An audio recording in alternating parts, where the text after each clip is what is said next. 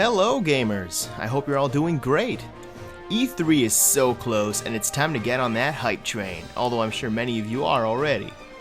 Now Nintendo will be big this year, I'm sure of it.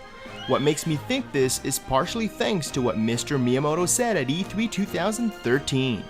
I'm guessing all of you are aware that Zelda Wii U is skipping E3, right? Well, almost 2 years ago during E3 2013, Nintendo was actually planning to show off Zelda Wii U, but they decided not to. The reason why was stated by Mr. Miyamoto. It's because Nintendo was worried that Zelda Wii U would have taken some of the hype away from other games they showed that year, like Pikmin 3, Super Mario 3D World, Mario Kart 8, Xenoblade Chronicles X, Smash 4, I mean all these games are really big. Adding another game with the caliber of Zelda would have definitely shifted heads. Now with this E3 not having Zelda, this lets me believe that Nintendo has more announcements planned than they originally did. This is what I think Nintendo might show us for the Wii U. And yes, you could consider some elements on this list stuff I simply really want to be true. Let's get started. Mario Maker will more than likely make an appearance, but will it only be that Mario game? Nintendo mentioned in a recent direct how this year is the 30th anniversary of Mario and how they'll reveal more Mario related news soon. Now I don't think another full 2D or 3D Mario platformer will be revealed, simply because I remember Nintendo mentioning how they aren't planning to release a full Mario platformer in 2015. And no, Mario Maker doesn't count. Could they announce it at E3 and the release would be next year? Perhaps, but then it wouldn't be available for the 30th anniversary of Mario, would it? There are 3 ideas I think we might see at E3 this year regarding the anniversary. First, and unsurprisingly, a reveal of a Super Mario Bros. Orchestra tour like they did with Zelda and now Pokemon. Mr. Miyamoto himself said that he would love that to be a reality. The second will be more info on Mario Maker, like potentially the return of a music creation tool inspired by Mario Paint and attaching those creations to any level you created. And the third idea is the reveal of another game on my list. A new Paper Mario would truly be a treat. Like I mentioned in a previous video, Paper Mario The Thousand Year Door is my favorite RPG game of all time. Now Paper Mario is not on my list because I love the first 2 games in the series.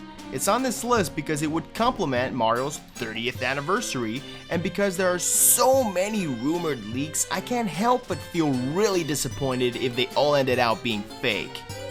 If we do see a new installment, Nintendo can innovate as much as they want as long as it feels like an RPG this time around. Oh man, I can't wait to see a new console Paper Mario game. What would interest me just as much is if Nintendo collaborated with Square Enix again and made a sequel to Super Mario RPG. I don't think it's entirely out of the question, as I'm confident Nintendo has more collaboration titles we haven't heard of yet. Hey, a fan can dream. After what they showed at last year's E3, I was sure it would have been available for the first half of this year, but alas, better late than never. Okay, I'm gonna go on record and say that Yoshi's Woolly World looks like one of the most creative 2D platformers I have ever seen. There is a reason why I'm a Nintendo fan at heart, mainly because Nintendo has some truly great level designers on board. The newest game looks like it will give me something different to do from a level-by-level basis, and I can't wait to experience that. Yoshi games are like 2D collectathons in a way. I'm prepared to have plenty of secrets to find. During the E3 presentation, I'm expecting Mystery Water to announce the unavailability of the Yarn amiibo as well, and send us to a dedicated scalper website. Nah, I'm kidding around, but I wouldn't be surprised if those darn amiibo would play hard to get. I'm a collector of these amiibo myself and use them as well, so fingers crossed. Of course, Fox is back! Out of every game we know that will be at E3, this is hands down the one I'm looking forward to the most. Star Fox on Wii U is going to look absolutely stunning. Graphically speaking, I think it will be among the best the Wii U has to offer. I mean, we all know how Nintendo are the ones to use their hardware the best, right? Even if Star Fox is a lot more than just a rail shooter, look how great some of the rail shooters looked like on Wii. Imagine one on Wii U and developed by Nintendo, with the most legendary game designer ever being the one behind it. Mr. Miyamoto himself is making this game, and the only real concern people had was if Miyamoto was going to force motion control into the game, which he confirmed was not the case. You want to control the game old school Star Fox style? Then be my guest.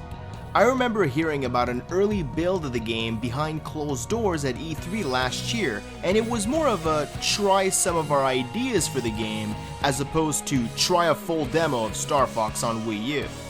Well, one of those ideas was how Fox could summon some type of robot from his fighter helicopter vehicle, no, not the R-Wing, and multitask between fighting enemies in the air while controlling the robot on the ground. So you could be doing whatever mission you need to do as a robot, while keeping a lookout on any enemies shooting you in the air, and vice versa. This sounds fun, alright. Star Fox at E3 is hype. What a beautiful game we have here. In one of my previous videos, I mentioned how Xenoblade Chronicles X was my third most anticipated game of 2015, with Splatoon very slightly above it and Zelda being first. Well, with Zelda being pushed back, Xenoblade Chronicles X is now my number 1, tied with Splatoon, for my most anticipated game of 2015. To be honest, I was slightly more hyped for the new Xenoblade after all the recent info we got on the game, but then I played the global test fire demo for Splatoon, and now I'm equally hyped for both. After watching some of the presentations of the new Xenoblade, my mind is blown. This is Game of the Year standards here. Oh, and for the record, if anyone wonders why Star Fox isn't in my top 3 yet, it's because I'd like to see the game first. I mean, we literally saw 0 things about that game. More than likely, it will be in my top 3 once I see it in action. As for the new Xenoblade, it's always a pleasure to see more about this game. Well, the game is already out in Japan, so I'm not expecting any mind-blowing new details, but still, I will freak out if Nintendo does another E3 demo at select retailers like they did the last couple of years with Xenoblade Chronicles X as one of the titles. I don't know what else to say about this game. After everything I heard and saw, I'm speechless. This looks like a masterpiece, and that's that. I am so hoping that this game does not need extra time for the localization to the point of a 2016 release. I am hopeful and very excited to get hands on. Alright, next game. Oh yes, I know I'm not the only one who wants this game to be unveiled. Metroid games are an absolute blast, and I'm truly hoping that this is Retro Studios' new game. Now I want to be clear, any Metroid game would get me pumped up. I can't tell you how much I loved Super Metroid and Metroid Fusion, but my favorite was indeed Metroid Prime. Prime is the game that got me into shooters, which is frustrating because there are no shooters like Metroid. What I love about it is, well, everything. The sense of solitude, the ambience of the game with its awesome fitted music, the backtracking, collectibles, the visuals, and of course, the level design. Now I know that all the backtracking is part of the level design, but in Metroid, it's not about going from point A to point B shooting enemies. How you progress in every room is so cleverly thought out. This game presents a completely different genre on the Wii U as well, just like Star Fox. Just like Splatoon is Nintendo's take on a third-person shooter, Metroid Prime is Nintendo's take on a first-person shooter. It's funny because Metroid is so not your typical shooter that many call the Prime games first-person adventures. Regardless, a Metroid announcement would more than likely ease the wound of Zelda Wii U being delayed. Well, now that I think of it, I would imagine that based on the Wii U's current 2015 lineup, which is pretty damn solid, I could see a 2016 release for a game of the caliber of Metroid. Unless you're familiar with the world of Nintendo rumors, I'm sure this will be quite the surprise. Just like Paper Mario, Diddy Kong Racing 2 has also seen its fair share of rumors. Now take this with a grain of salt, but apparently a sequel to Diddy Kong Racing was in the works back in 2006. Monster Games was the development team tasked with this project, and they were developing prototypes for the game. One of the prototypes was Writing Animal Buddies, which then found its way into its own game titled Excitebot's Trick Racing on Wii. Who knows if we'll ever get a true successor to Diddy Kong Racing, but there are several other rumors about this game. Apparently, Monster Games has been working full-time on a top-secret Nintendo game for 2 years now that originated in 2006. Monster Games is a very talented developer, and I think they would be more than capable to work on multiple projects, especially if one of those projects is a port, since they are the ones who made Xenoblade Chronicles 3D on 3DS. I understand that we already have Mario Kart 8 on Wii U, but a new Diddy Kong Racing would bring plenty of uniqueness, such as an overworld with plenty to explore and boss battle races. We already have Mario Kart 8, which is superb. If anyone can top, or at least create a just as compelling kart racing experience, it's Nintendo with Diddy Kong Racing 2. I don't classify F-Zero as a kart racer, but hopefully it won't be too long before we get a new F-Zero game as well. Well, there you have it. E3 from Nintendo this year will be so epic, I'm counting the days here. Yes, I know I haven't mentioned all possible titles that would more than likely make an appearance, like the Nintendo-funded second-party game Devil's Third. We really haven't seen too many things about this game for quite a while. I'm sure this will change come E3. How about a Wii U version of Pokken Tournament announcement? It has been teased several times that the Wii U will in fact be getting this game, but of course, an actual announcement from Nintendo itself would be the real deal. Will they show more of Shin Megami Tensei Cross Fire Emblem, or is it too early? Just like most of you, that game is not at all what I expected. Now I feel like I need to make a shout out here. After watching the first gameplay trailer of this crossover, I was questioning myself if there were any Fire Emblem aspects to the game at all. I mean, I thought there was some guy that kinda looked like Marth, and some girl that looked like a young version of Tiki. But after watching the absolutely incredible analysis video from GameXplain, now I'm questioning where the Shin Megami Tensei parts are. The game has a lot more Fire Emblem aspects than we think, and I have to admit, this is one of the most creative crossovers I have ever seen. I'll put a link in the description so you get to see that analysis video for yourself if you haven't already. Be prepared, there is a lot to take in from that video.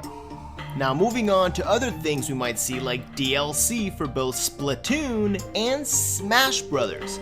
We know DLC is planned for both, and a new character announcement in Smash, or even a new mode, which is also confirmed to be in the works by Sakurai himself, would definitely keep us Smash 4 players even more excited. I'm also curious on Miyamoto's other projects like Project Giant Robot and Project Guard.